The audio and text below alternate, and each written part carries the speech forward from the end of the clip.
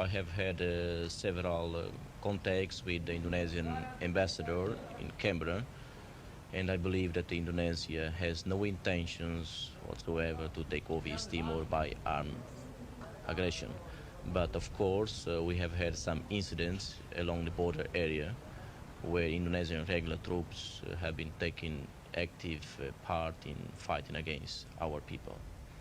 You have in fact brought into Dili today an Indonesian regular soldier. He said he was one of 90 soldiers from Indonesia working under orders from Jakarta.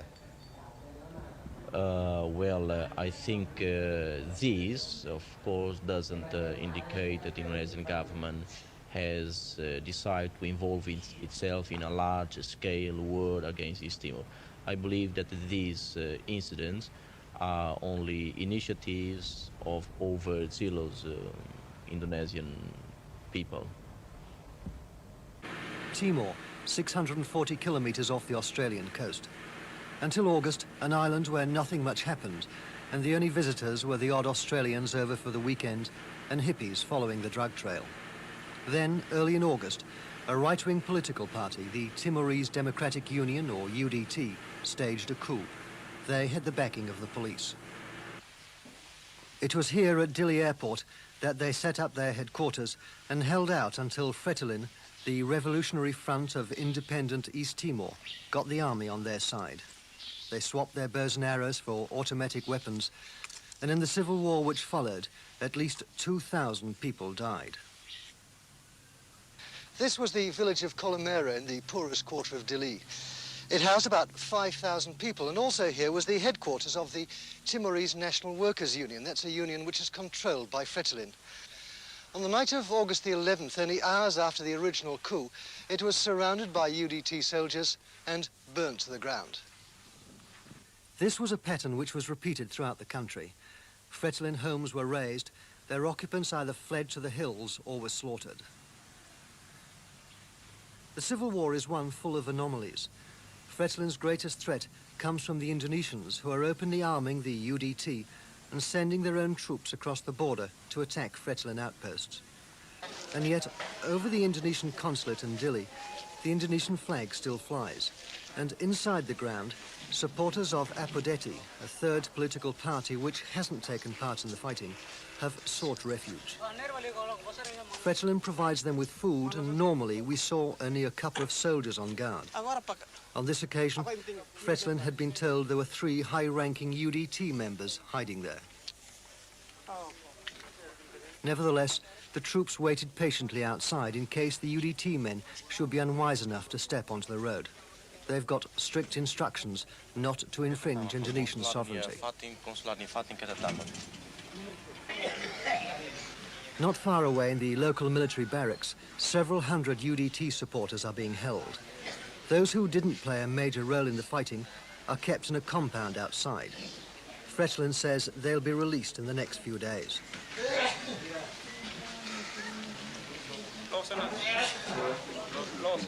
But inside the building are what Fretilin call the hardliners.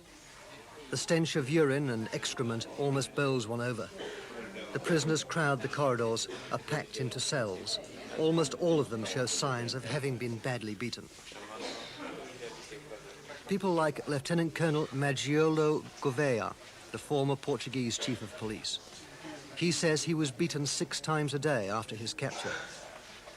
Fretilin says they'll all stand trial, but none of them will be executed.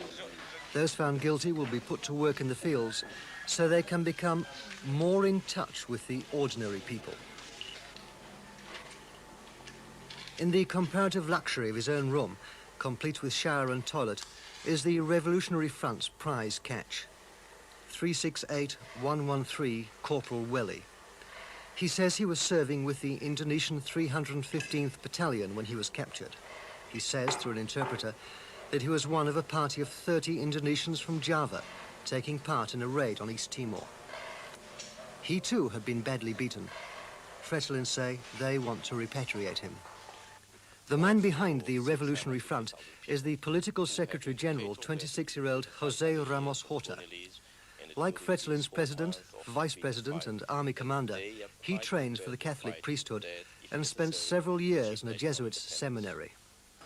So if I understand Fretelin's policy accurately, you didn't really want independence now.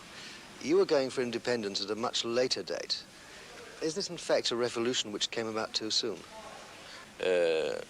What we always wanted from Portugal was the immediate recognition of the right to independence for the Timorese people. After such a recognition, Fretilin and the Portuguese government, together, we can work out a program which lead to independence in a few years' time. The title, Fretilin, the Revolutionary Front, it sounds communist. Is it in fact communist? Well, I have always reject strongly that Fretilin is a communist party. It is not. It is a front that unites all Timorese patriots, all nationalists, without discrimination of race, religion, of political belief. And being a front, we cannot start right in the beginning saying that we are communists. We, as a founder of Fretilin, I reject strongly any labels. Besides this, we are quite aware of our great responsibility in the maintenance of peace and stability in this area. We are quite anxious to accommodate ourselves to the political environment of the area with ASEAN and the Pacific countries like Australia, New Zealand, Fiji, New Guinea. So, once again, I stress on behalf of Fretilin that we are not at all a communist party.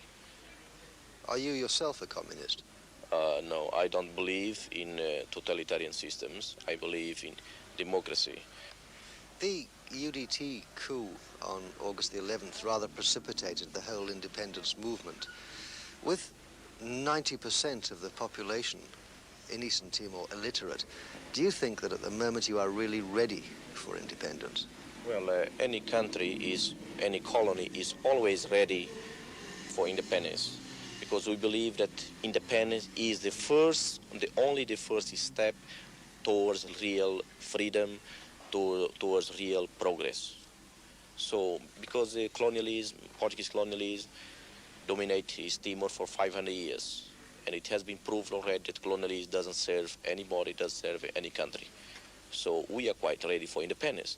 But of course, we are also quite aware of the backward of our economy, and we would like to have some more time to work out a good program, a realistic program with Portuguese government until total independence. Is this why, in fact, the colonial building in Dili is still there, is untouched? The Portuguese flag is still flying. Would you, in fact, like to see the Portuguese return? Yes, we still recognize Portuguese government as the only authority in East Timor. Do you really think that